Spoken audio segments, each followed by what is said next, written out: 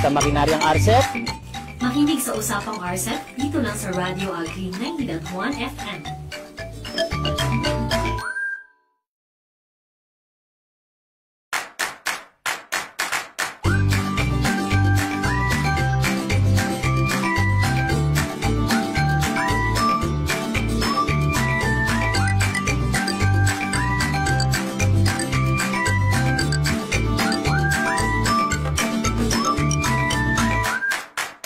Basta Makinaryang RCEP.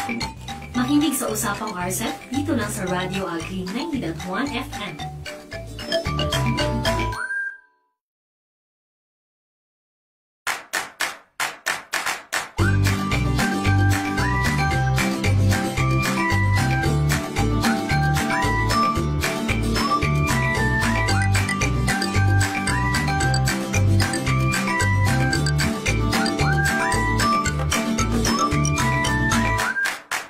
Basta Makinaryang RCEP. Makinig sa Usapang RCEP dito lang sa Radio Agri 90.1 FM.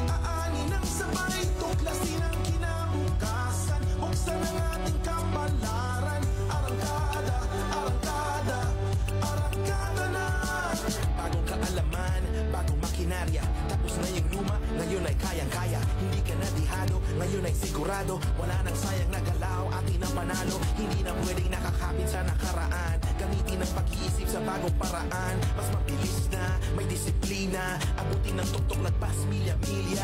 Ngayon biyaya ko, daman ng buong bayan. Ang kayamanan ng ating lupang sinilangan. Di mapipigil lang, pag-ibig na singliwanag ng araw na kumikinang. Magbalat ng buto, itaas ang noo. Ating galing, ipakita sa buong mundo. Pagsasakay di biro, bayaning Pilipino. Bidang magsasaka, saludo bawat Pilipino. Sige na, tara na, tayo'y magtanim ng tagumpay. Sige na, tara na, at tayo'y aani ng sabay. Tuklasin ang kinabukasan, buksan ang ating kapalaran. Arangkada, arangkada, arangkada na. Arangkada, arangkada, bawat magsasaka, sabay-sabay arangkada. Arangkada, arangkada, aangat sa tama at makabago makinarya. Arangkada, arangkada, bawat magsasaka, sabay-sabay arangkada. Arangkada, arangkada, aangat sa tama at makabago makinarya. Arangkada, arangkada, bawat magsasaka, sabay-sabay arangkada. Arangkada, arangkada, aangat sa tama at makabago makinarya. Arangkada, arangkada, bawat magsasaka, sabay-sabay arangkada.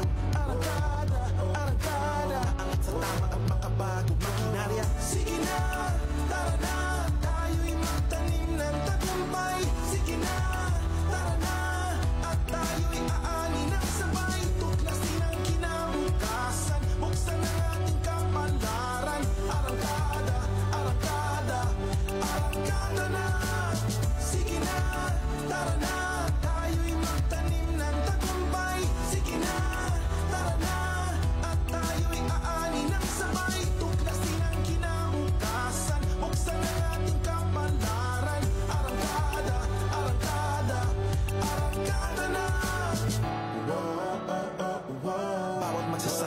sabay-sabay arangkada.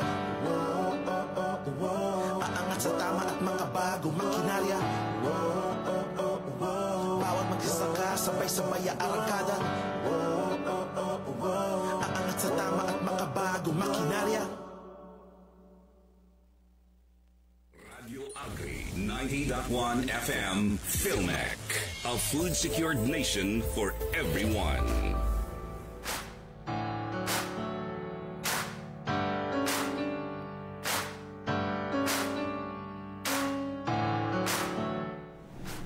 Time check, 17 minutes past 10 in the morning. Usapang RCEF na, modernong pagsasaka, kaagapay na magsasaka, aarangkada ang magsasaka sa tamang makinarya. Magandang umaga mga ka-Radio Agri at sa lahat na nakikinig sa atin sa loob at labas ng Filmec, nanonood sa ating live stream. Magandang umaga po sa inyong lahat. Narito po ulit ang inyong programang Usapang RCEF kasama nyo, Keith Santiago, ang inyong host ngayong araw. At magandang araw po sa mga kasama ko ngayon. This Wednesday, makakasama ko ang isa sa mga ating field staff, mga cluster heads sa Mindanao area po. So mga ka-Radio Agri, please welcome our engineers from Mindanao, Engineer Edgar Tessa and Engineer Frank Gomez. Magandang umaga sa inyo, sir, mga engineer. Good morning. Yes, good morning at sa mga po. kasama natin dyan, nakikinig ng mga Bisaya, maayong buntag sa tanan. Maayong buntag sa iyong tanan. Yes, sir. Yes, good. Magandang umaga sa ating mga kasama na magsasaka at sa mayong buntag sa Davao and Soc Sargent and Barb regions. Yes. So, kumusta po ang inyong Wednesday at maraming salamat po sa pagpapaunlak sa aming team para ma-interview po namin kayo and talagang kinuha namin tong opportunity na makasama kayo first time sa ating Radio Agri para sa ating Usapang RCEF na program. At syempre, ito yung time na nandito kayo sa ating main office eh. Kumusta po ang inyong stay dito sa sa Luzon? As far as I'm concerned, well and good Yes. naman, walang problema. So, nagpapasalamat din sa opisina natin at sa inyo, sa programa natin ito at na-invite din. Napakalaking opportunity din for us. Yes, na sir. ma-share yung kung ano ang meron tayo sa Mindanao. So, yun Sir Frank, yun yung plan ko. And magpaabot natin, sir, dun sa mga magsasaka sa Mindanao kung ano yung kalagayan na natin ngayon dito sa RCEF Mechanization Program. Yes po. At syempre kasi first time ito na magkakaroon kami ng guest sa Usapang RCEF na mga field staff po natin, lalong-lalo galing itong Mindanao. Galing po kayo sa area nyo. So, hindi ko na patatagalin mga engineer, no? So, simulan na natin. So, ang una kong tanong is, kumusta po ang implementation natin sa RCEF 1.0? Kumusta po ang pagtanggap ng ating mga magsasaka sa Mindanao? Sa inyo, sir, sa inyong mga nasasakupan sa Mindanao A at sa Mindanao B. Okay, mauna na ako siguro Sir Frank kasi letter A naman. Mindanao A cluster, ito yung parang matatawag natin na as far as implementation is concerned sa Filmec, ito yung front line of implementation. Yes. Tayo yung naatasan na naa-assign sa implementation, particularly sa tatlong regions in Mindanao A cluster, which is yung Region 9 or the Zamboanga Peninsula, the Region 10 which is the Northern Mindanao, and ang Caraga region or ang Region 13. 13, yes. Under sa RCEF, itong first 6 years of implementation natin, nagka-cover ito ng something like 9 provinces, equivalent to 118 municipalities. So, ganun ang coverage niya. And unfortunately for us, kahit papano, malaki ang area, pero may mga staff na naman tayo naka-assign, nag-head na regional focal, one in every regions. Then, every provinces may staff tayo na isa. So, as far as implementation, medyo challenging, but with God's grace and guidance, medyo maayos naman kasi maayos din yung so far partnership natin with other implementing agencies, lalo na sa mga regional field offices. Kayo, sir, sa Mindanao B. So, sa amin naman, akong idugang lang magbisaya lang ko sir para mutuo sila nga. Tigitan yung pag Mindanao. Tinood. So sabi ko magbisaya para mapatunayan ba na galing ng Mindanao talaga. So, hindi na maikakaila. Galing Mindanao po. Sa yun nga, na istorya ni Sir Egay ganiha, nabanggit niya na maraming challenges, pero so far as our cluster is concerned, or kasi yung sa amin is cover namin yung Regions 11, yung Davao Region, Region 12, Socsargen, and yung BARM. Yes. So, actually, dun sa implementation namin talaga, kahit anong program naman, may mga challenges na encounter. Pero, yun nga, kasi kasama natin yun dun sa implementation, yung mga DARFOs, yung mga provincial local government units, yung mga municipal local government units sa mga city. So, napapadali at natutulungan nila tayo. So, yun nga, yung as long as maganda yung ating relasyon dun sa ating mga partner implementing agencies. So, yun, napapadali at natutulungan nila tayo. So, yung mga challenges natin na encounter, na-overcome natin. Ng bawat team po ninyo sa Mindanao A at B. So, at eto nga po, di ba, nalalapit na po ngayong December ang pagkatapos ng Phase 1 ng RCEP 1.0.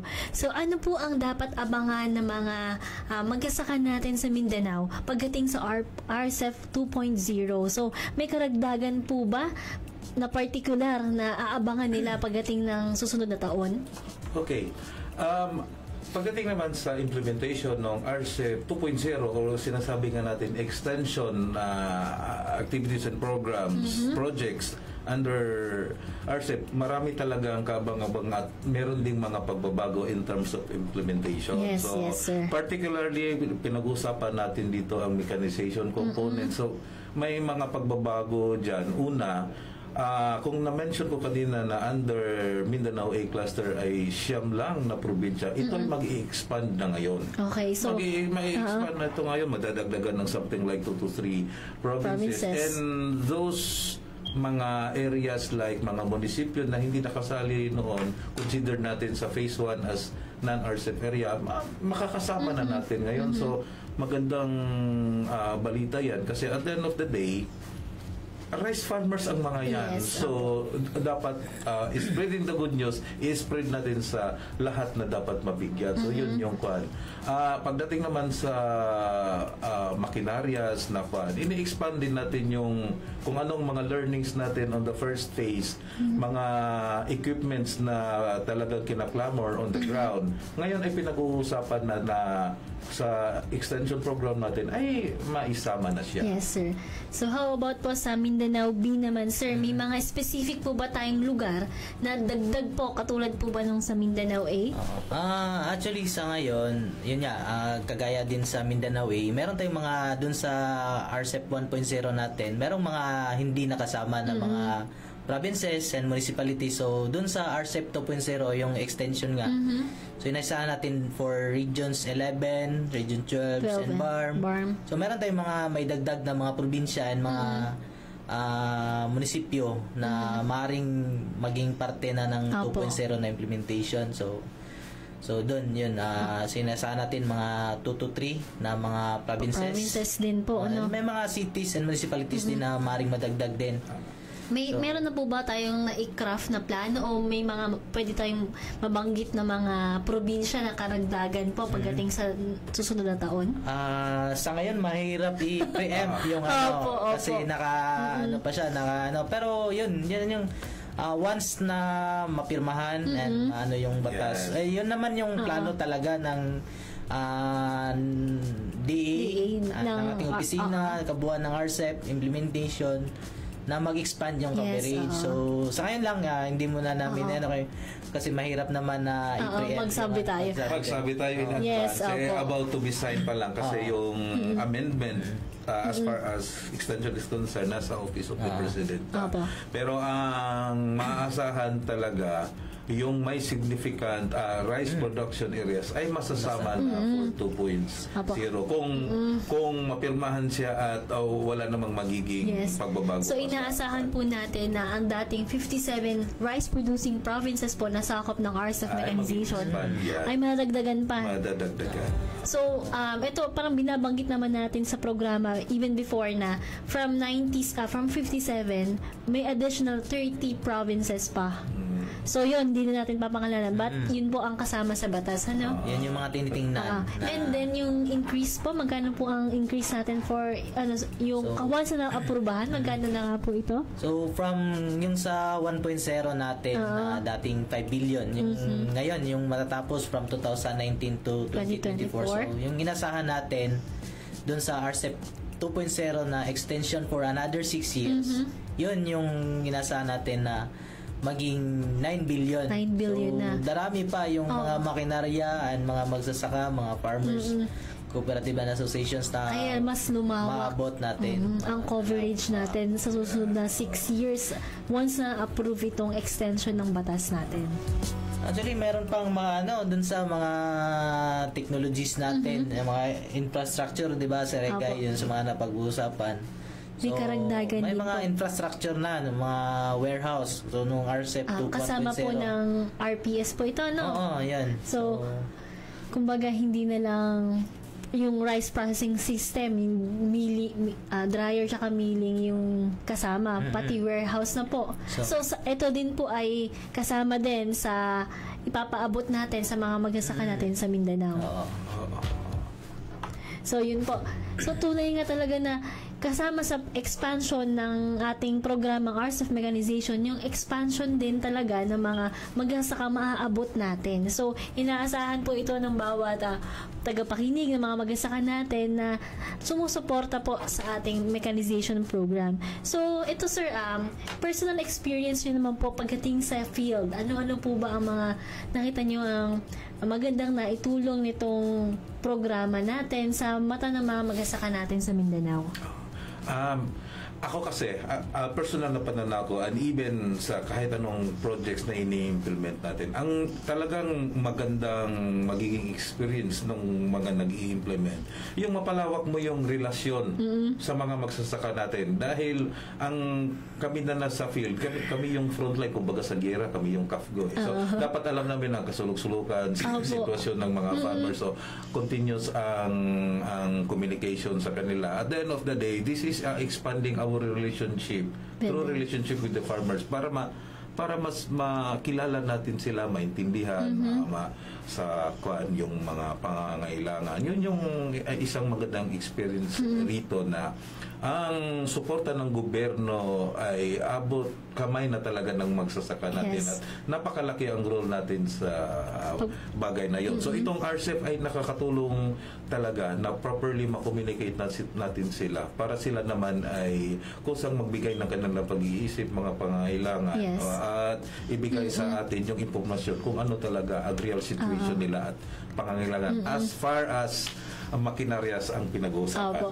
Yes, sir. So, nabanggit nyo nga po ni Sir Frank sa Mindanaoan, alam naman ng karamihan na lalo-lalo pagdating sa BARM, may mga heated areas tayo doon. So, paano nyo po na hinaharap yung mga challenges na to sa implementation natin during the past 6 years? Actually, sa totoo lang, yung sa experience namin sa BARM, actually, hindi kami nahirapan for BARM.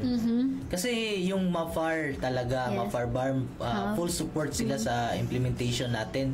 So, from the identification, field validation, deliveries, kasama natin sila sa implementation. Kaya, yung mga challenges, kumbaga, yung mahirap mapasukin ng mga areas, nawawala yun or nami-minimize kasi kung yung pakikipagtulungan lang ang so wala tayong magiging problema. Very sila approachable and then cooperative po sa ating mga programs and activities sa area nila.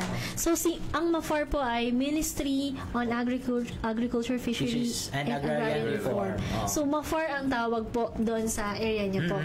So kung sa atin dito sa Luzon, sa amin sa Luzon is Municipal Agriculturist or Provincial Agriculturist fisheries. Pagdating po sa Mindanao, yun po, sa Barb specifically. Okay. Yes. Yan siya. Parang kung DA Regional Field Offices, Yes. sa kanila ay MAFAR. Oh, so Ministry on Agriculture, Fisheries and Agrarian Reform. Okay. So, may karagdagang kaalaman sa mga nakikinig at nanonood ng ating live. Sisingit lang ako ha. Yes, sir. Yes, sir. Tatanggalin na natin yung notion na kasi stereotype pa yung sinasabi na pagka Mindanao parang negative na. Hindi totoo yan. It's more fun to visit in Mindanao. Come and see for yourself. And we are loving, happy people living together. Christian, Muslims, and other. Actually, yun sir, mabutin na may dagdag ko lang sir. Actually, nagiging impression lang yan sa mga hindi pa nakakapunta, hindi nakakarating. Pero once nakarating ka na, check namin na mag-i-enjoy kayo sa Mindanao. Actually, experience ko nga naman sa Davao. Favorite city ko ang Davao. Kung ano po, konting sharing lang po sa inyo mga engineer, mga tagapakinig. Isa sa mga, namangha ako dun sa Davao area, tsaka sa Butuan, yon, Surigao City. Very kahit maglakad ako sa dilim or ginabi kami umuwi galing documentation, babalik kaming Davao City kasi dun yung accommodation namin. Very safe na ma-feel mo na maglalakad ka dun sa area na di mo kailangan isipin na mag-isa ako, nakakatakot. No. Tapos, very helpful din yung mga tao. So, siguro yung mga experiences na yun, mabura natin yung mga connotation nila about our area, specifically dito sa Mindanao, no? Na mas maraming tao ang makakatulong sa'yo lalo kapag nandoon ka sa area nila. Di ba po? Saka advantage namin compared sa inyo, nakakapagsalita kami sa salita ninyo, pero kayo medyo joke lang.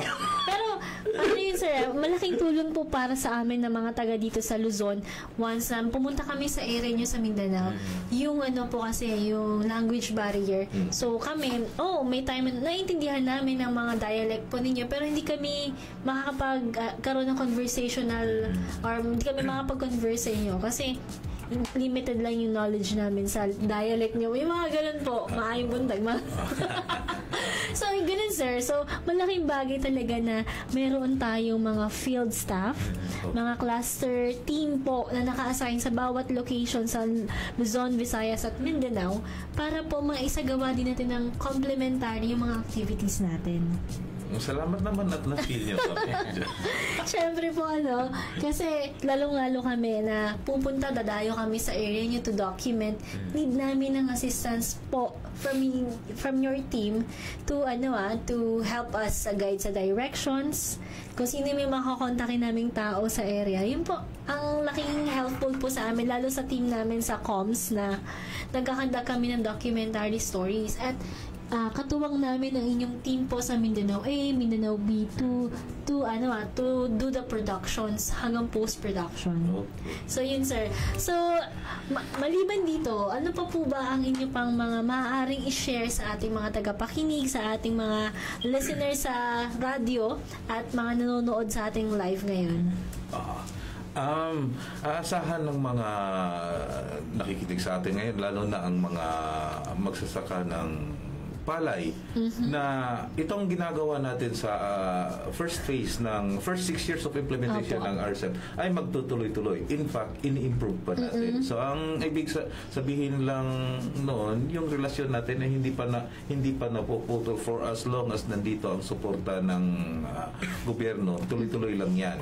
At in fact, ini-improve pa natin. Yes, sir. So aasahan lang na lalo na sa mga farmers na please cooperate and apply, lalo na sa hindi pa nakapag-apply, mag-apply kayo, i-call nyo kami para kami naman ay handang tumulong sa pangangailangan nyo.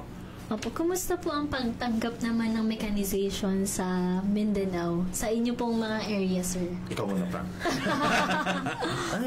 Yung sa mechanization naman, lalo na pagdating sa land preparation, crop establishment, ay yung sa harvesting natin. So, napakalaking tulong nun sa ating mga usakan. Yun yung pinaka pangangailangan nila or in-embrace talaga nila So, dun sa mga crop establishment naman natin, nagkakaroon tayo ng challenges dun sa adoption. Pero ngayon, unti-unti naman na, or daan-daan naman na, tinuturo natin sa kanila. And yun, adoption ng mga farmers. So, yun lang ang natin.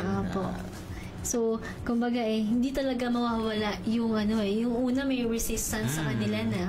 So, andito tayo to give them knowledge and information, and then at the same time, ma-influence natin sila to adapt unti-unti. Hindi naman biglaan yung ginagawa natin, no? Yes, kasi ang para lang din sa bago lang nakaalam tungkol sa programang RCEP, hindi lang naman kasi Maquinarias lang ang pinamudmud natin. Yes, sir, yes. May kasama yung mga training katulad ng matuturoan natin ng mga operators kung paano siya gamitin ng maayos. Bawat technology yan.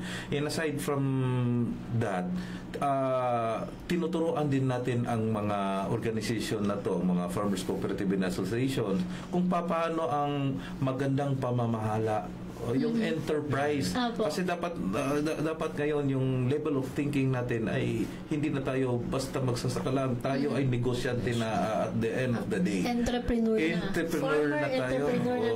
So kung may mga kaakibat na ganung mga training at kasama din natin ang ibang ahensya dito katulad ng ATI at sino pa yung makakapartner natin para ma-promote talaga ng maayos ang technologies natin. At saka din monitor natin ang paggagamit ng mga makinarias na to at nagiging impact kasi at the end of the day ang programa ay may objective. Yes, so sir. dapat nakakatulong talaga siya in terms of reduction ng production cost na alam naman natin kung at saka yung losses natin on post-harvest dapat ma-reduce kasi pag yan ay talagang evident at maraming farmers na makakapagpatunay na yan ay nangyari, ibig sabihin sama-sama nating nagawa yung objective natin na maiangat ang buhay na nila dahil sa mga objectives na to. Yes, sir. So, malaking bagay ang implementasyon ng RCEP sa ating mga magsasaka, no? At hindi lang ang pangkabuhayan nila natulungan, kumbaga pati yung income nila, yung kikitain nila pang araw-araw, maanin itong maging source of income, additional source of income. And then yun nga po, sir, no, there was one time sa Mamasapa ng Maguindanao, in-interview namin itong si Alraman, Farmers Cooperative. So isa siya sa mga model FCAs natin for this year na yung mga young farmer nila is mga operator, sila yung kinikita nila, yun na yung pandagdag, pambaon nila sa mga anak nila. So, hindi lang tayo nakatulong particularly sa agriculture sector, but syempre sa mga buhay ng bawat miyembro ng kooperatiba. Livelihood at the end of the day. Yes, sir, food always at the table. Yun yung mga ultimate kwan dyan. Na talagang alam naman natin na may mga basic na pangangailangan. Yan ay at least ang programang ito ay makakatulong na. Yes, sir. Na pandagdag sa tulong sa pangangailangan. Lalo na sa pang-araw-araw na pamumuhay ng mga farmer natin. So, any announcements, sir, pagdating po sa mga activities natin sa nalalabing araw ng taon? Mayroon pa po ba tayong magaganap na mga activities sa Mindanao? Meron talaga yan at lalo na sa mga nakikinig ngayon na nasa Mindanao, particularly sa area natin sa Mindanao A cluster, ang PhilMec ngayon ay patuloy ang pakikipag-coordinate sa ating mga regional field offices kasi prior sa implementation dapat makapagplano ng maayos with their sa pakikipag-coordinate natin para mabigyan ng daan talaga kung ano ang mga priorities sa mga region. Then ang plano naman na ito ay mag-trickle down doon sa mga local government units and eventually doon sa mga magsasaka natin na kung ano man itong napagplanuhan na maayos ay dapat malaman nila para alam din nila kung saan sila papasok, paano ano ang pamamaraan sa pag-apply na di na sila gaanong Yes, mahirapan pa at Apo. paano yung impormasyon na significant din na kunin natin ay maipaabot din nila Yes, sir. sa atin. So maraming approaches yan. Hindi ibig sabihin na nasabi ko to sa Mindanao buong kwan naman ito, buong bansa ang ganung Yes, approach. sir. Of course, magkakaiba na lang ng konti kasi alam naman natin na bawat area ay may kanya-kanyang kultura, pamamaraan, At, needs. at needs. Ah. So doon natin i-address talaga yung sinasabi natin na needs-based na outcome Yes. sa pagpaplano at pagbili natin ng makinarya. Tama yun, sir. So, kumaga tayo is nakaangkla kung ano yung mga pangangailangan ng bawat farmer natin. So, through their requests, so doon tayo mag-start ang ating program, ng ating intervention sa mga ni-request nila hanggang sa ma-receive nila at sa matanggap nila itong mga makinarya na to hanggang matutunan nila magamit at masustain nila. So, By the way pala, hindi na ito magtatagal kasi even sa taon ng 2024, nagpaplano na tayo for 2025. Yes. So pag once na pirmahan ito, naku Diyos ko, Tuloy-tuloy na first talaga. quarter pa lang, sigurado ako may activities na tayo on procurement intended for yes, this sir. project. So, yun po. So, sir, may dagdag ko lang, sir.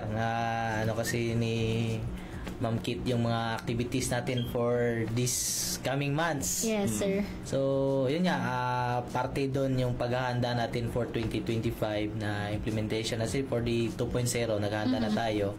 So, pero yung sa 1.0 natin, lalo na sa amin, meron kaming mga patuloy na pamamahagi ng mga makinarya. Yes, sir. Okay, meron tayong Pareho din sa atin. nakahanda, meron naka-schedule for distribution ng mga machinery. Actually for Lanao del Sur, sa BARM, we have December 3. Okay, December 3. Oo, then for North Cotabato, sa Region 12 naman ito, we have December 4. And meron tayong mga upcoming na mga inauguration ng mga rice processing system. So ito yung makakatulong doon sa ating mga magsasaka. So once na-inaugurate natin ito, na turnover, Magagamit na nila. So pwede na silang doon na sila magpa-meal, mag-dry ng ating mag-dry, mga produce. So, nakalimutan ko pala sabihin, meron din kami yes, sir. Kayo po. bukas na bukas, pag-uwi namin. Bukas na bukas, pag-uwi namin from Luzon to Mindanao, ay meron na kaagad tayong inauguration and turnover of inauguration ng rice processing system and turnover of machineries in Misamis Oriental. Bukas, November 28. So, po ba ang pagpunta nyo, sir? Diretso na po ba? Diretso na, walang tulugan. Diretso na yan, walang tulugan. November 29, doon naman ang pamudmud natin sa Agusan del Norte. So, parang magkalayo yun na Kuwan lang yan, sa mapa, konti lang yan. Igaganon mo lang kamay mo, konti lang yan. So, 29. So, December 3. December 3, simultaneous. December 3 and December 3 and 4, that's sa Zamboanga Peninsula naman in the provinces of Zamboanga del Sur and Sibugay. On December 10, doon tayo sa Lanao del Norte. 11, Bukidnon. Kita mo, ang dami. Tapos magmi-meeting kami by 12:13 yung cluster meeting, and ang pinaka-last na per request ng local government units natin of Surigao del Sur, turnover naman yan ng mga machinery sa Surigao del Sur on December 17. December 17. Hindi ang huling activity sa rin for this year po. So, tama po. Paskong turnover tayo. Yes. So, mukhang masayang-masaya mga farmers natin sa Mindanao. So, ulitin ko po mga ka-Radio Agri. We have machinery distribution po sa December 3 and 4. Ito po ay sa Lanao del Norte, Lanao del Sur, at December 4 naman sa North Cotabato. While on December 3 and December 4 naman po sa Zamboanga Peninsula naman po. And then sa ngayon pong darating na araw, ngayong linggo, remaining days natin ngayong week, we have November 8 inauguration. 28. November 28 inauguration po ng RPS sa Misamis Oriental.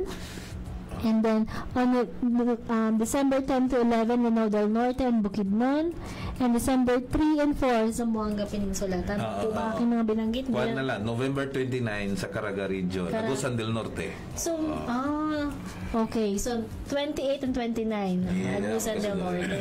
So, from Misamis to Agusan. At, so magkakasunod na linggo po itong distribution at RPS inauguration natin, sir, no? So, any panghuling mensahe sa lahat na nakikinig natin dyan? Una sa lahat, maraming salamat talaga sa opportunity na nandito kami Yes, sa sir. studio at makapag-share ng kung anong meron tayo in Mindanao. Sa mga nakikinig natin sa mga Bisaya, once again, mayong buntag, and padayon lang mo sa inyo ang pag-apply sa to sa RCEP. Kay andam maminaw ang filmek sa unsa inyo ang panginahanglan, particularly sa kanang ato ang makinaryas nga gikinahanglan sa ato ang umahan. Ayaw pagpanuko sa pagduol kanamo, kontak kanamo or kontak sa inyohang mga kauban sa local government units, labi na sa municipal, city o provincial nga agriculture office, o di na to kalimtan ang Department of Agriculture Regional Field Office kay motabang pud na sa atong panginahanglan o guidance. So ingon ana lang padayon sa ato ang pag-asenso o pag-uban sa itong programa sa gobyerno sa agrikultura. Yes, sir. So in behalf sa mga cluster, sa Mindanao Bay Cluster, maraming salamat sa opportunity na in-invite kami dito ngayon, and sa atong mga kauban na mga farmers, mga magsasaka dito sa Mindanao, sa mga area. So, daghang salamat sa inyong padayon nga suporta sa atong programa sa RCEP Mechanization Program, and among ginaawhag ang mga magsasaka, mga asosasyon, kooperatiba na padayon paghihapon ang pag-apply o pagsuporta sa programa. So, dili lang sa RCEP Mechanization Program nga gina-implementar sa PhilMec, kundi sa tanang programa sa Department of Agriculture. So, yes po. mayong butag. Maraming salamat. Daghang salamat sa inyo, Engineer Egay, Engineer Frank, at maraming salamat dahil sa short time nyo po dito sa Luzon ay pinaunahan nyo kami sa ating programa, at sana ay hindi ito ang ating huling pagsasama sa ating usapang RCEP. At yun nga po mga ka-Radio Agri, muli kasama ko po Engineer Egay Tessa from Mindanao, Cluster Head po ng ating Mindanao A, and Engineer Franklin Gomez, Cluster Head naman po sa ating Mindanao B, at sila po ang katuwang natin sa implementation ng RCEP Mechanization Program under sa Facility Management and Field Operation Division ng PhilMec. So, mga ka-Radio Agri, binabati ko po lahat na nakikinig sa loob at labas ng PhilMec, sa mga driver at mga piloto natin dito sa PhilMec. Magandang umaga po, at sa lahat po ng mga kasamahan natin na nag-undergo or kasalukuyan nasa training workshop po ng strategic planning para sa RCEP 2.0. Magandang umaga po sa inyong lahat. Muli ako si Keith Santiago, ang inyong host para sa usapang RCEP. Modernong pag-asaka, kaagapay na magsasaka, aarangkada ang magsasaka sa tamang makinarya. Dito lang sa Radio Agri 90.1 FM, kasaganahan para sa bayan. Ito po mga pakinggan at mapanood niyo po ang testimonial story po ng ating mga magsasaka sa Mindanao on play.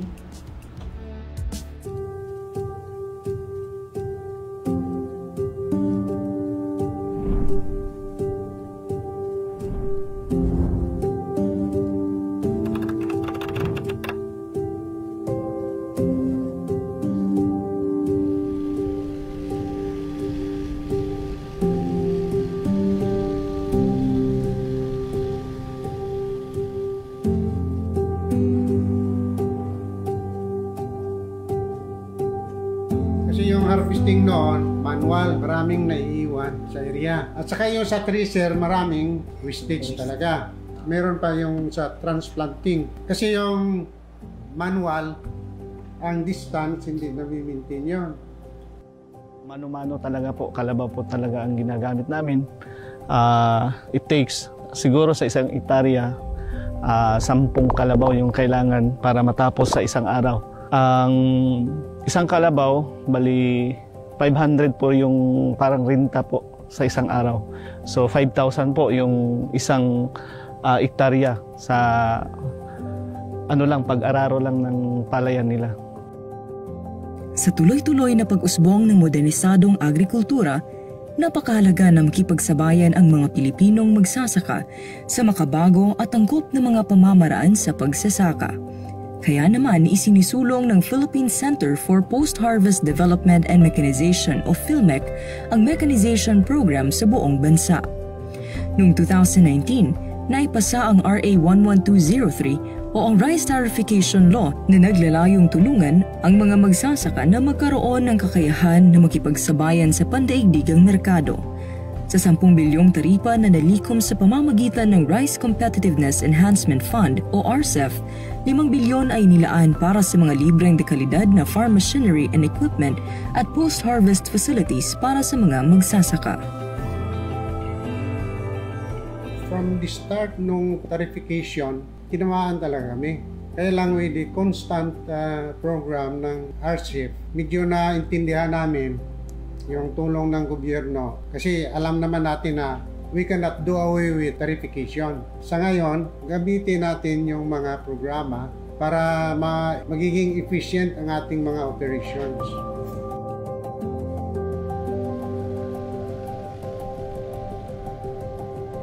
Sa pangunguna ng PhilMec, ay sa katuparan ang pamamahagi ng mga dekalidad at bagong makinarya sa mga kwalipikadong kooperatiba at asosasyon ng mga magsasaka mula sa 57 rice-producing areas ng bansa. Pangalawa sa pinakamalaking isla sa Pilipinas, ang Mindanao. Dito matatagpuan ang dalawa sa mga aktibong kooperatiba na nagsisilbing katuwang ng PhilMec na maibahagi ang mechanized farming sa bawat magsasaka. Isa na nga dito ang Hagonoy Farmers Multipurpose Cooperative o HAFA-MUPCO ng Davao del Sur na sa kasalukuyan ay may 116 na miyembro at sa kabuuan na may sakop na 250 hektaryang palayan sa buong munisipalidad. Nag-umpisa ito March 30, 1991. Sa ngayon, may marketing na kami ng palay, tapos farm imports 3D, and then yung bago, yung farm machinery services. Meron pang linding. Ang unang dumating yung farm tractor full drive, combine harvester, then riding type transplanter, at saka 1 unit hand tractor. Kasi yung harvesting noon, manual, maraming naiiwan sa area. At saka yung sa thresher, maraming wastage talaga. Pero sa combine, in 100 sacks of na lumalabas, merong savings na around 5 sacks. 5 to 10% ang efficiency. Kasi yung manual, ang distance hindi na-maintain yun. So ang population, mababa. While doon sa transplanter, regular talaga ang planting distance. I observe na nag-increase kami ng from 15 to 20 bags per hectare. Dahil lang sa tama ang population.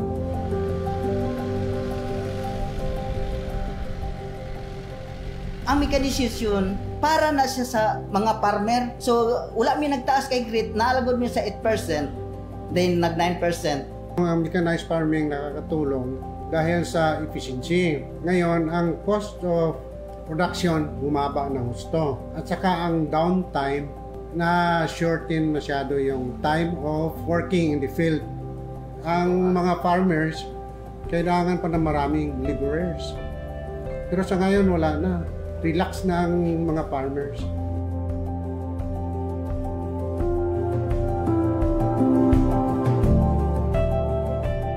Para mas magamit pa ng husto ang mga makinarya, sinisigurado ng PhilMec na ang mga benepisyaryo ay sumailalim sa mga pagsasanay upang mas mapakinabangan ito ng pangmatagalan.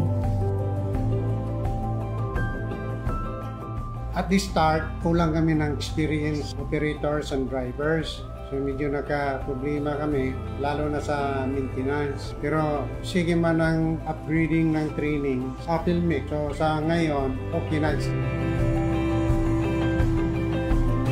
Kini makinarya karon kung panahon sa ting-ulan dali mahipo sa mo ang humay dili maabtan kadaot pabor mi sa transition gumikan kay mas tipid ang amo ang gastos mas dali pud hipo sa amuang mga palay. Salamat ko sa Pelmic nga gitagaan mi og mga mekanarias. Sa pagsusulong ng Hafamuco sa modernisadong pagsasaka, may mga kabataan na rin na naengganyo ng kooperatiba. Sa katunayan, nabigyan ng pagkakakitaan ng mga kabataan kagaya ni Johnny Berola. Isip sa pagkapatano na ko na gusto ko mo-drive aning traktor sa kung katabang sa kung mga ginikanan o sa kung gustong pagpaliton sa kung nanglan, gumikan sa pildo. Pag-drive sa traktor, malaki, no? Malaki pagbabago. Dati, siyempre, yung mga farmers dito wait and see. Nung nakita nila, oy, okay pala. So, nagpa-member sila. Maganda yung program. Di kalidad na makinarya. At ano yung ni-request namin. Yun lang dumarating na nabibigla nga kami, wow, branded, no? Maganda, maganda. Putting our hearts, putting our experience, putting our knowledge dito sa co-op. Ang masasabi ko sa programa ng RCIR, ipagpatuloy ito para makatulong tayo sa mga farmers. Mga membro namin sa co-op, matulungan namin.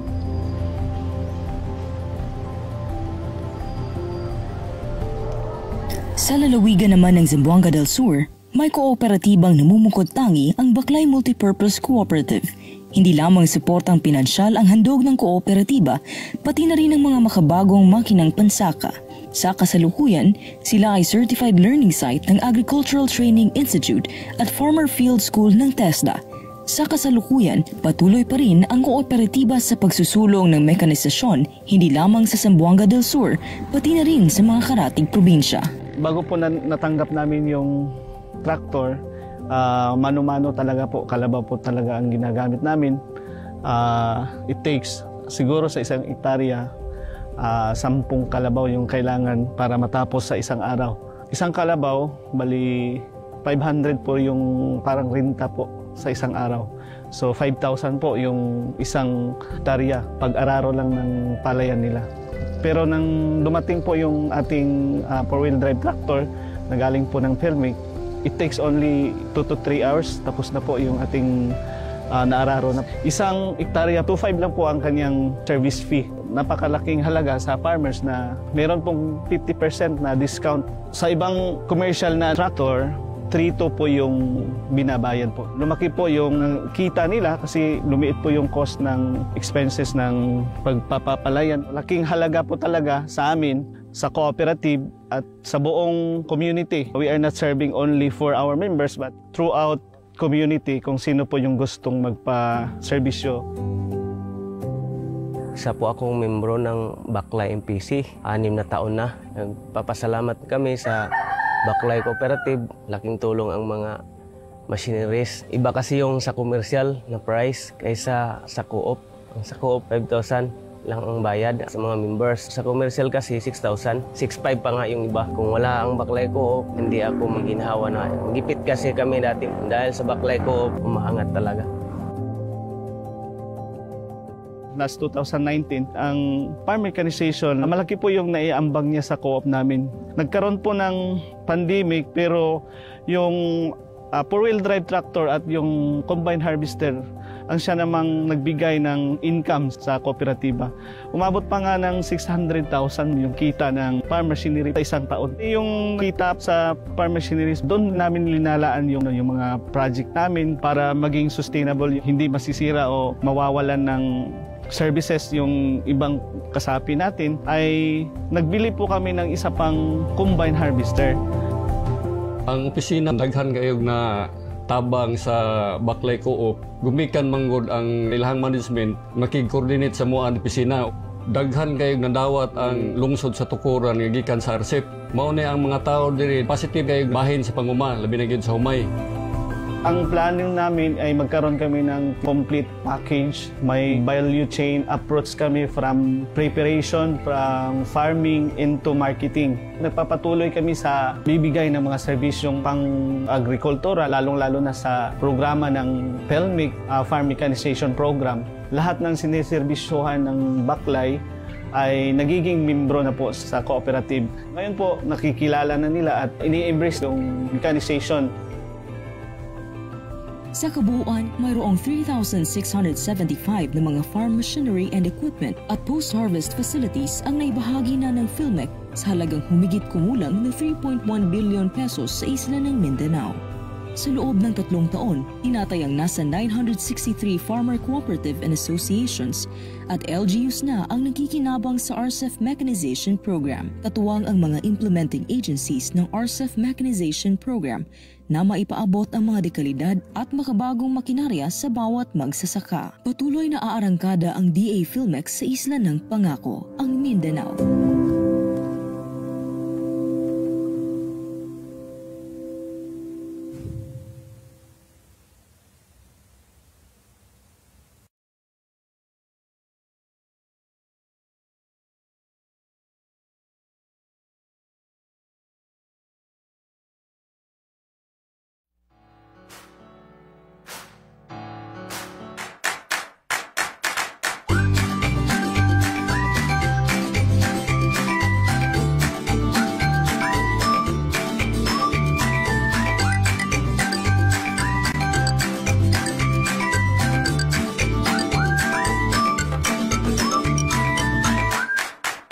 Basta Makinaryang RCEF.